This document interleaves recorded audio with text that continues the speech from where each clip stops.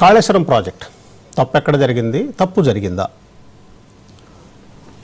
రైతులకి నీరిద్దాం అనేటువంటి ఉద్దేశంతో చేపట్టినటువంటి ప్రాజెక్టులో పొరపాట్లు ఎక్కడ జరిగినాయి?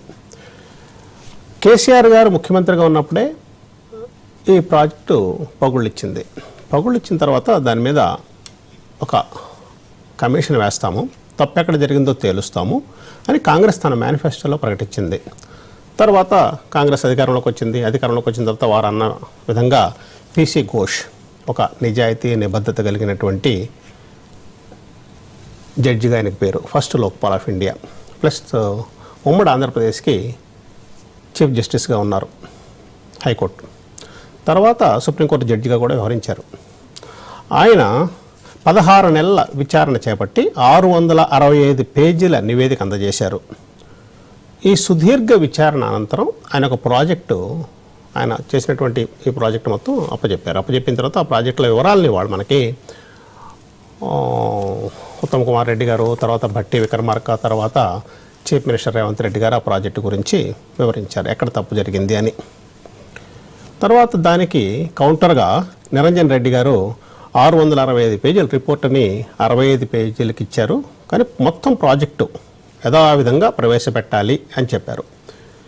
ఈ సందర్భంలో రేవంత్ రెడ్డి గారు ఏమన్నారంటే, ఈ ప్రాజెక్ట్ రిపోర్ట్ మొత్తాన్ని కూడా అసెంబ్లీలో ప్రవేశపెడతాము. అసెంబ్లీలో ప్రవేశపెట్టిన తర్వాత ప్రతి ఒక్కరికి ఓపెన్ స్పేస్ ఉంటుంది, అందరూ ఈ ప్రాజెక్ట్ మీద డిస్కస్ చేయొచ్చు, అప్పుడు క్లియర్గా అవుట్కమ్ ఏంటో బయటకు వస్తుందని చెప్పారు. ఈ సబ్జెక్ట్ మనతో మాట్లాడడానికి కేఆర్ నాగరాజు గారు, వర్ధన్నపేట కాంగ్రెస్ ఎమ్మెల్యే, పుట్టా మధు గారు, బీఆర్ఎస్ ఎక్స్ఎమ్మెల్యే, తాడూరు శ్రీనివాస్ గారు, బీజేపీ లీడర్, ముగ్గురు ఉన్నారు. నమస్కారం అండి. నమస్కారం అండి.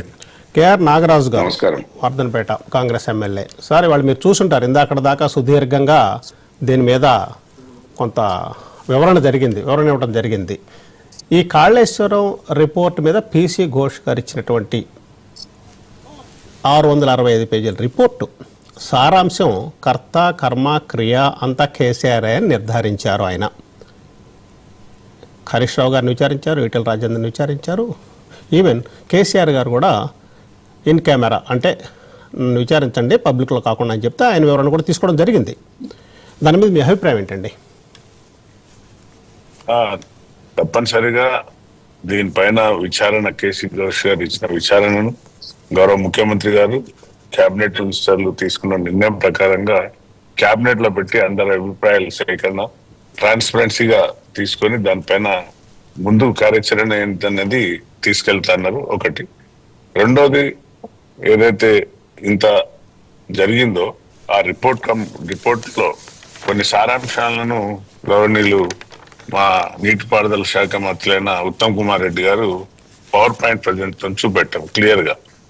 సో అందులో చాలా క్లియర్ కట్ గా కర్త కర్మ క్రియ గౌరవనీయులు మాజీ ముఖ్యమంత్రి గారిది అనేది, అలాగే అధికారులను కూడా కొంతమందిని చూపెట్టారు. కేబినెట్ ఆమోదాలు లేకుండా, అలాగే ఒంటి సెల్ఫ్ నిర్ణయాలు, తుమ్మిడి అటు నుండి తీసి దాన్ని షిఫ్ట్ చేయడం అనేది పెద్ద కాళేశ్వరం అనేది తీసుకొని వచ్చి అక్కడ మొత్తం చేసిన అక్రమాల పైన క్లారిటీగా క్లియర్ గా ఇవ్వడం జరిగింది. సో తప్పనిసరిగా అసెంబ్లీలో వస్తుంది, వచ్చినప్పుడు దీనిపైన చర్చలు జరుగుతాయి. ఇది ఒక ఇండిపెండెంట్ జరిగిన మొత్తం రిపోర్ట్ కాబట్టి ఇందులో దేశజాలాలు లేకుండా, అంటే రాజకీయ కక్షలు లేకుండా ఈ యొక్క రిపోర్ట్ మొత్తం క్లారిటీగా ఇవ్వడం జరిగిందండి. రైట్ నాగరాజు గారు. పుట్టా మధు గారు, ఇక్కడ ఇందాక పుట్టా మధు గారు, ఒక్క నిమిషం పుట్టా మధు గారి దగ్గరికి మళ్ళీ మీ దగ్గరికి వస్తానండి. పుట్టా మధు గారు, ఇందాక భట్టి విక్రమ గారు చెప్తూ ఇక్కడ ప్రాజెక్ట్ మొత్తం రాజకీయ కక్షలకు తావు లేకుండా ప్రాజెక్టులో ఉన్నటువంటి లోపాలు మాత్రం బయటపెట్టడం జరిగింది. ఇక్కడ వ్యక్తులు కాదు మేము ఉద్దేశించింది, ప్రాజెక్టులో లోపాలు అని చెప్పుకొచ్చారు. ప్లస్ ఇందాక మళ్ళా అదే ఈయన మాట్లాడారు, మన ముఖ్యమంత్రి గారు మాట్లాడేమంటారంటే